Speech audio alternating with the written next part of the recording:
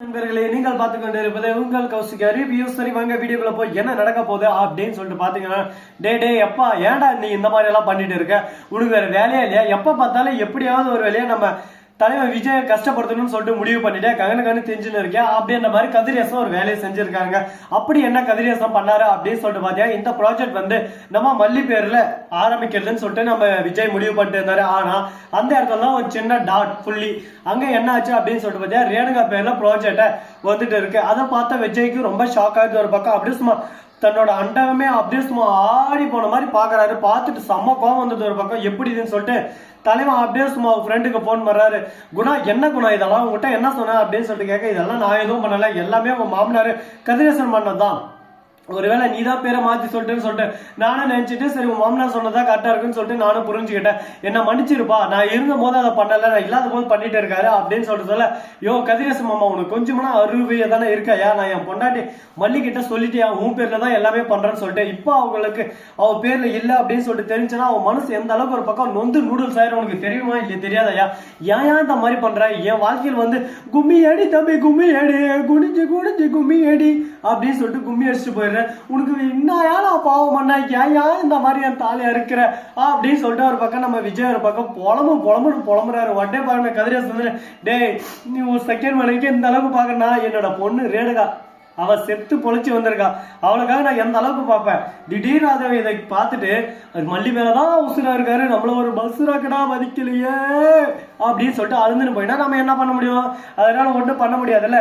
அதனால நான் என்ன செய்யணுமோ ஒரு அப்பாவா நான் கரெக்டா எல்லாத்தையும் கரெக்டா தான் செஞ்சிருக்கேன். யாரு பேச்சு கேட்கணும் கூடாதுன்னு சொல்லிட்டு எனக்கு நல்லா தெரியும். அதனால இதை பாரு விஜய், சரியா, இதுக்கு மேல என்கிட்ட தேவையில்லாம பேசி மொக்கம் வாங்கிக்காத அப்படின்னு சொல்லிட்டு 3 லட்சம் மாதிரி பேசுறாங்க. என்ன பண்ண ஒண்ணு இல்லை அப்படின்னு சொல்லிட்டு சொல்லிருக்க. ஆனா அதே சமயத்துல சாம்பார் ஆப்பு இதுதானடா ஆப்பு அப்படின்ற மாதிரி நம்ம கதிரேசன் வச்சு விட்டாரு. நம்ம மல்லி கிட்ட போயிட்டு பேசலாம் போறோம். மல்லி பார்த்துட்டு, விஜய் நான் உங்களை போய் என்ன நினைச்சு போறேன் சொல்லுங்க பார்க்கலாம். உங்க வாழ்க்கை உங்க கையில இருக்கு, இதுக்கெல்லாம் நான் கோச்சிக்க முடியுமா? அவங்கவுங்க வாழ்க்கை அவங்கவுங்க பார்த்துதான் ஆகணும். இதை உங்ககிட்ட நான் கத்துக்கிட்டதான், இது கத்துக்கிட்ட ஒரு பாடம் தான். எனக்கு எல்லார பத்தி நல்லாவே தெரியும். என்ன உங்களுக்கு கொஞ்சம் எக்ஸ்ட்ராவா நம்பினேன், அதுக்கேற்ற மாதிரி என்ன குனியை வச்சு கும்மி அடி தம்பி கும்மி அடி அப்படின்னு சொல்லிட்டு கும்மி அடிச்சு முடிக்கிட்டீங்க.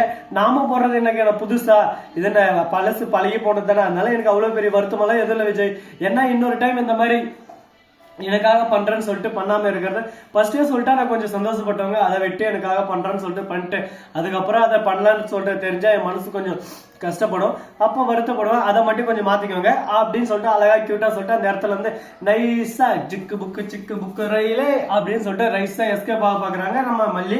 ஆனா அதே சமயத்துல கரெக்டா நம்ம விஜய் இருந்து இதோ பார் மல்லி, நடந்தது இதுதான், நடந்த விஷயம் இதுதான், நான் சொல்லிட்டேன் அப்படின்னு சொல்லிட்டு ஒரு பக்கம் அந்த இடத்துல போயிட்டு ரேணுகா வந்து, இன்னும் மல்லே உன் பேர்ல ஏதோ ஆரம்பிக்கிறேன்னு சொல்லிட்டு லாஸ்ட்ல என் பேர்ல ஆரம்பிச்சிட்டே போல. அவளுக்கு என்ன இருந்தாலும் என் மேல பாசம், அன்பு, அக்கறை, அரவணைப்பு எல்லாமே இருக்கு. நீ ஜஸ்ட் செகண்ட் வைஃப், அதாவது குழந்தைய பார்த்துக்க வந்த பெண், அப்படிதான் அவர் மனசுக்குள்ள வச்சுட்டு இருக்காரு. மற்றபடியும் அவர் மனசுல உனக்கு ஒரு சொட்டு துளி கூட இடம் இல்லை. அதை புரிஞ்சுக்கோ. நீ புரிஞ்சுக்காம ஒரு பக்கம் ஆசை மேல ஆசை, கோட்டை மேல கோட்டை கட்டின்னு இருக்க, அந்த கோட்டை ஆசை எல்லாமே ஒரு பக்கம் வீணா போயிடும். அன்னைக்கு தெரிய வரும், ஐயோ நம்ம கண்டது எல்லாம் கனவா, நம்ம வாழ்க்கையில இதுதான் இனிமே நிரந்தரமா அப்படின்னு சொல்லிட்டு புரிஞ்சுக்கிட்டு தெரிஞ்சுக்கிட்டு நீயா விலகுவ. அப்ப தெரியும் தப்பு செஞ்சுட்டோம் குமாரு, தப்பு செஞ்சுட்டோம், இதுக்கு மேல இந்த தப்பை எப்படி திருத்திக்கணும்னு சொல்லிட்டு பாக்கணும்னு சொல்லிட்டு நீ பாப்ப. அப்ப புரிய வரும் உண்மை என்ன பொய்மை என்னன்னு சொல்லிட்டு.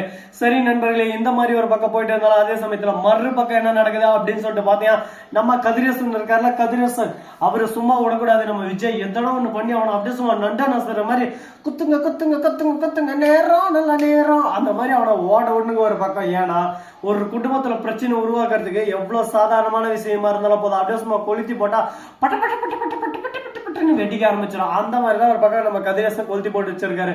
கதிரேசா டே உன்னை சும்மா விடுவோம் நினைச்சுன்னு இருக்கடா, சொட்டா மண்டையா, உன் மண்டையில இருக்க ஒவ்வொரு மாசத்துல இப்படி என்ன போட மாட்டா டே அப்படின்னு சொல்லிட்டு நம்ம தலைவர் ஒரு பக்கம் வெறித்தனமா இருக்காரு விஜய்.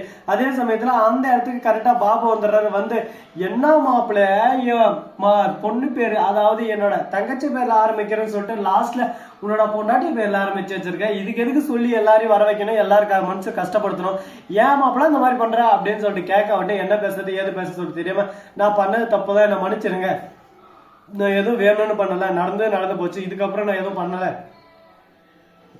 என்ன மன்னிச்சிருங்க அப்படின்னு சொல்லிட்டு மன்னிப்பு கேட்க ஆரம்பிக்கிறாங்க.